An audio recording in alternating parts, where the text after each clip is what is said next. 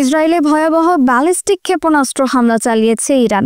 কাতার ভিত্তিক সংবাদ মাধ্যম আল জাজিরা জানায়, শনিবার মধ্যরাত ও রোববার ভোরে চালানো 2 দফার এই হামলায় অন্তত 6 জন নিহত হয়েছেন এবং আহত হয়েছেন আরও প্রায় 200 জন। সবচেয়ে আতঙ্কের বিষয়, হামলার পর থেকে বাতিয়াম শহরের একটি আবাসিক ভবন থেকে নিখোঁজ রয়েছেন 35 জন। টাইমস অব ইসরায়েলের বরাতে জানা গেছে, ইরানের ছোড়া ক্ষেপণাস্ত্রটি বাতিয়ামের ওই ভবনে সরাসরি আঘাত হানে।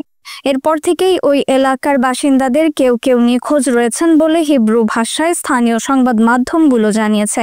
উদ্ধারকারীরা আশঙ্কা করছেন ভবনটি যে কোনো সময় ধসে পড়তে পারে, তাই সময়ের সঙ্গে পাল্লা দিয়ে চলছে উদ্ধার কাজ। ইসরায়েলের জাতীয় জরুরি সেবা সংস্থা মাগেন ডেভিড আদম জানায়, ক্ষেপণাস্ত্র আঘাতে আহতদের মধ্যে অনেকেই মারাত্মক জখমপ্রাপ্ত। এর মধ্যে তেল আবিবের ইচিলভ মেডিকেল সেন্টারে ভর্তি রয়েছেন 25 জন। তাদের মধ্যে 3 জনের অবস্থা মাঝারি ও 1 শিশু রয়েছে, বাকি সবাই সংখ্যামুক্ত।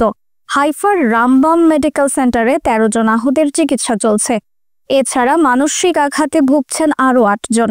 এসব আহতদের বেশিরভাগই হালকা থেকে মাঝারি আঘাত পেয়েছেন।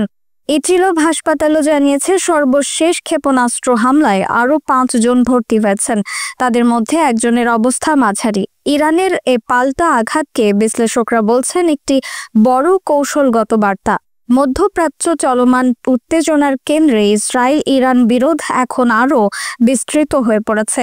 আন্তর্জাতিক মহল পরিস্থিতি পর্যবেক্ষণ করছে উদ্বেগের সঙ্গে।